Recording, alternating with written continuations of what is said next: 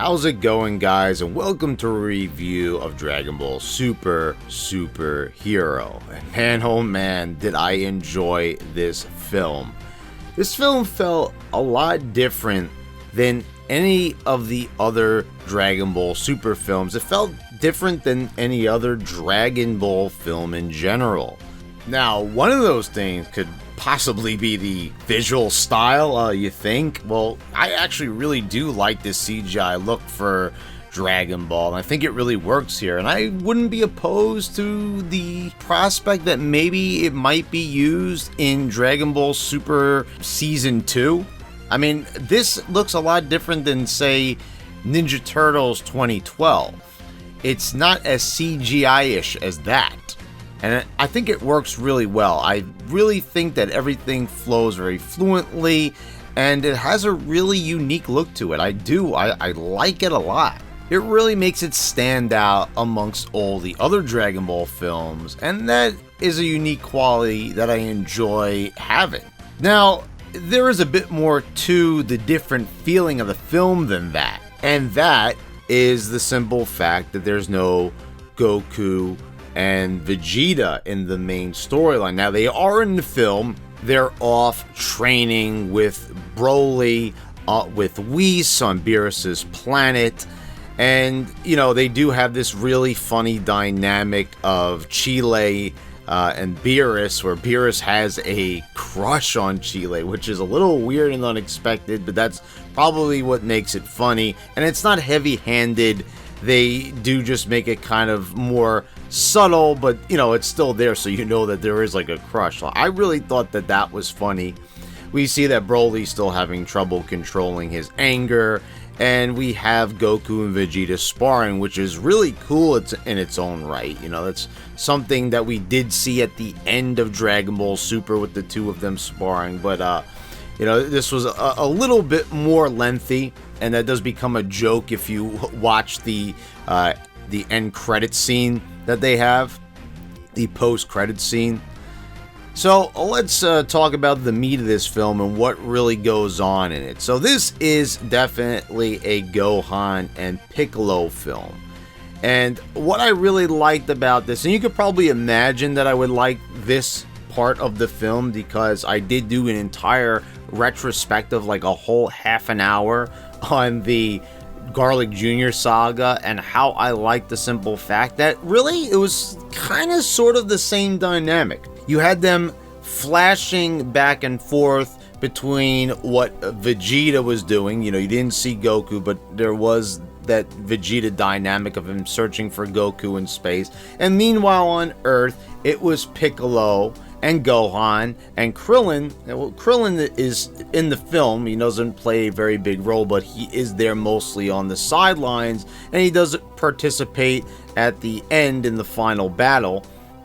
It's the same kind of thing. You know, Earth's mightiest heroes, they have to fight without the aid of their mightiest hero, two of their mightiest heroes, mind you. And it's the return of the Red Ribbon Army. And I know a lot of people have not seen the original Dragon Ball anime. And I did make a few videos really stressing to people, especially the game review that I did on Revenge of Piccolo most recently, urging people that they should really watch that anime, that they should read that manga, and they should enjoy what's debatably one of the best parts of this series. You know, when we're talking about an entire series such as Z, GT, and Super. And the Red Ribbon Army is back, and Commander Red's son, Magenta, is now resurrecting the Red Ribbon Army. He's brought it back to prominence, and he wants the help of Dr. Gero's grandson, Dr. Hedo, and he has an affinity for creating androids, and they sort of trick him. They tell him that, you know, that they're going to be defeating an evil organization in Capsule Corp. And I really kind of like this little montage of how they really show, you know, everyone, Bulma's friends, just looking so evil, and Bulma's like laughing, and like I really like that. So they fool Hedo. He's very childish. He has a real asphyxiation for snacks, and he likes these Oreos, and he's basically like a sugar deviant. So he also loves superheroes, and he wants the chance to create 2 great androids in the image of superheroes, and that's what Gamma 1 and Gamma 2 are. So they devise a plan to take out the Z Fighters, take out Capsule Corporation, and they think that the one that's really going to stand in their way is Gohan. So they come up with a plan to kidnap Pan, to draw him out. And Piccolo is there, and he actually gets in on everything. He's there as a spy, dressed in the Red Ribbon Army uniform. And this leads to a lot of good comedic moments. There's a lot of funny parts in this film. It really is a hilarious film. A lot of Piccolo's dialogue is a lot of fun. And Gohan is slacking once again. And you might ask yourself, why was he wearing Piccolo's garb once again in this film? And that's because Piccolo actually puts it on him to prove that he can't take the weight of the clothing, the cape that he has on.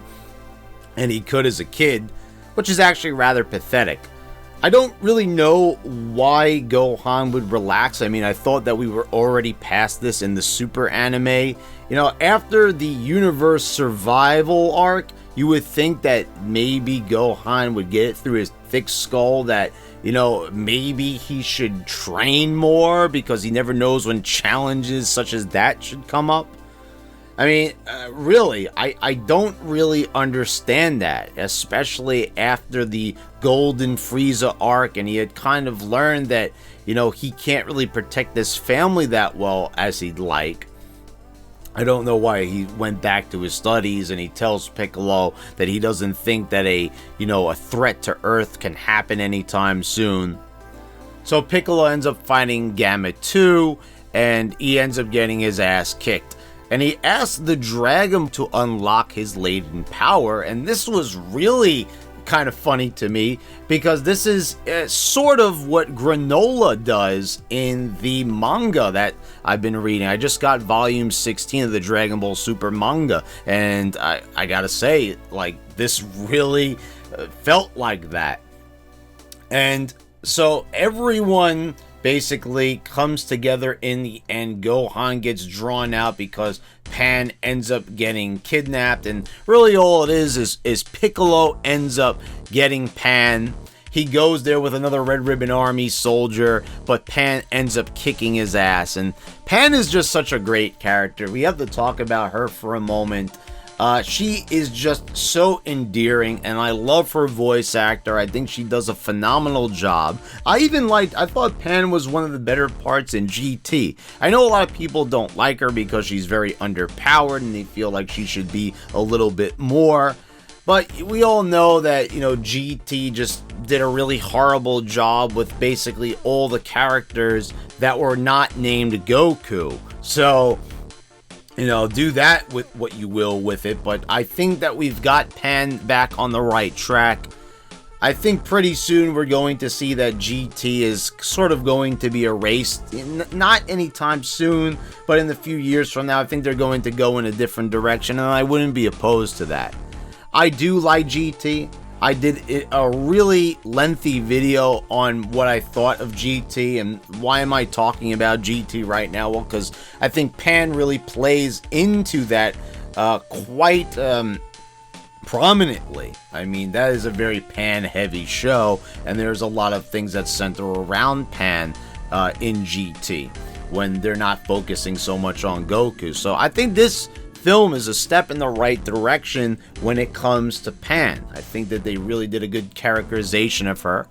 It's also kind of odd, and I heard people commenting this in the theater, that she's 3 years old, and wow, have you ever heard of a 3-year-old talking this much? I mean, damn, she seems like she talks even more than Gohan at times. But, Gohan was supposed to be older, so was Gohan talking at this age too? I guess so. I guess that's what happens with people with Saiyan blood. I guess they talk earlier than they normally would. They mature a little bit faster. But anyway, during this fight, we have the looming threat of Cell Max. and we'll get to that in a moment. Piccolo ends up having to tap into Orange Piccolo because this is also part of that power being unlocked by Shenron when he wished on the Dragon Balls for that latent power to be unlocked. And Piccolo says that this is what they're going to name the form, because Gohan said you should come up with a name for it. Orange Piccolo, a bit of a lazy name. I'm not really thrilled with that. I even think just kind of switching it around, calling it Piccolo Orange would have sounded a little bit better. Or, I don't know, Super Piccolo, something along that lines, or Ultimate Piccolo. But I guess they didn't want to go with that because of Ultimate Gohan being a thing. But anyway, Cell Max ends up getting unleashed because Magenta is losing patience, and Gamma 1 and 2 have woken up to the fact that, well, the Red Ribbon Army are actually the villains because they see that they've kidnapped Pan, and that true heroes would not do that, and that they're actually the villains. So Cell gets unleashed, and this is Cell Max, mind you. You don't have any dialogue. He's basically just screaming. He's just a big brute. He's a giant version of Cell. But this Cell has a different weak point than we saw previously. With Cell, you just had to pretty much obliterate him completely. With Cell Max, really all you have to do is crack the top of his skull open, and that's easier said than done. So this is really a big fight to the finish. Even Orange Piccolo isn't even enough. He holds his own. I mean, Piccolo does a really tremendous job in this film. I mean, he is really getting down and dirty more than we saw before. I really liked in the universe survival arc how we did have a return to prominence of sorts for Piccolo, and this is definitely an even further return to prominence for him. So he wants Gohan to unlock his hidden potential. There's different examples for Gohan to start charging up and getting serious.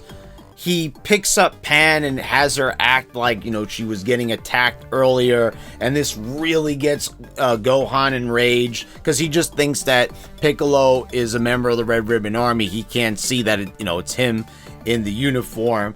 So, he gets angry. And what further fuels that rage is when they're fighting Cell Max and Piccolo is getting clobbered. And it looks like Piccolo might have died. So Gohan finally reaches down deep and he pulls out that hidden power. And it is Gohan Beast, which they don't say in the film. They did go out of their way to say Orange Piccolo, but they do not say what the name of this form is. But it is officially Gohan Beast. And basically what we have here is a silver-haired Gohan, and he's really got the Wayne Static going on. If you don't know what that reference is to, that's the lead singer of Static X, because man, is the hair really tall and spiky here. But I really do like it.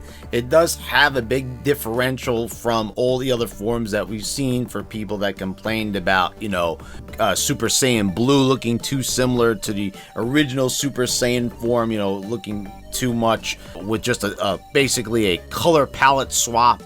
But you don't have that here. And this is really cool, very poetic part where Gohan uses the special beam cannon to crack open the top of Cell's skull, and that is just great. And I also noticed something. Speaking of the Garlic Jr. saga, guys, did you notice when Piccolo screamed out to Gohan, he says, "Take the shot"? That is exactly what they were telling Gohan when he didn't want to put his friends at risk and take the final key blast to Garlic Jr. to knock him into the dead zone. And I thought that was sort of weirdly poetic. I'm not sure if anyone else caught that, and maybe that wasn't the intention, but I kind of think that it was. It kind of showed Gohan really maturing here big time. We did see it at the end of the Cell saga, but this kind of was a little bit more because we saw what happened in the Buu saga. Gohan sort of went backwards in a way.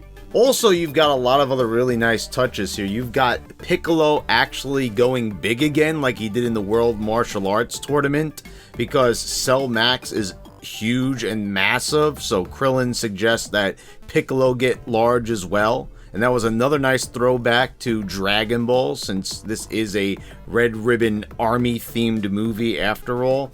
And we have Fat Gotenks making a return. I wouldn't have expected that. So you have Goten and Trunks, who are now teenagers, and they want to help out as well. So they try fusing, but they comment that they don't remember quite how to do it. It's been a while. So when they finally do it, they get Fat Gotenks, and he actually helps out because he uses his head to crack open Cell Max's skull a little bit. So there's actually a usage for Fat Gotenks for a change. So I really love what they did with this entire film. I really liked all the Dragon Ball references, all the comedy, and in the post-credit scene we see Goku and Vegeta hilariously fighting to exhaustion. There's so many nice touches here. The only complaint I have, believe it or not, with this film, and it's not like a full-on complaint, but I'm not entirely crazy about bringing back Cell and Cell Max, and the simple fact that Cell Max doesn't talk, he just screams, and, you know, I'm not a big fan of having just a big brute like this, you know, because I loved hearing Gamma 1 and Gamma 2 talk, and when they're finally, you know, slid off of the antagonist portion of the story, and then Cell Max takes their place, it's kind of a step down, to say the least. I mean, I do like that Cell Max is a huge, massive threat. This is a more powerful, much more souped up version of the original Cell, but I don't like really going back to old villains and going back to things we've already treaded on before.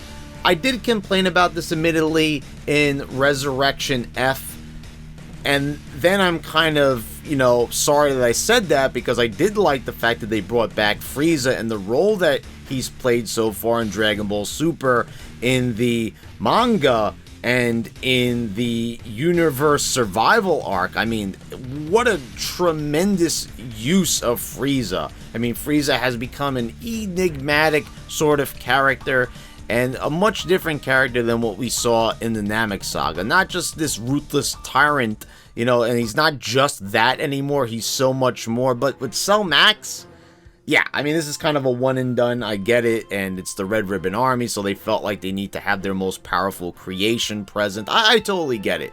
Like I said, it's not a full-on criticism. I just think that perhaps maybe we could have had an even better, more original antagonist than this, but it's not bad. I'm just saying, I thought that maybe there could have been something else used here. But let me know what you guys thought in the comments down below, because I really did love this movie a whole lot, and I'd love to discuss it with you. So let me know what you liked about the film, if you really loved it, if you thought it was just okay, or you fucking hated it and you thought it was the worst Dragon Ball, worst movie of all time. And let me know about the video itself. Did you enjoy the review, or did you fucking hate it? Let me know in the comments down below as well. And please subscribe if you haven't already. Click the bell to get all notifications when I post all my new videos. I want to thank all my patrons for your continued support. And thanks again, guys. I will see you next time.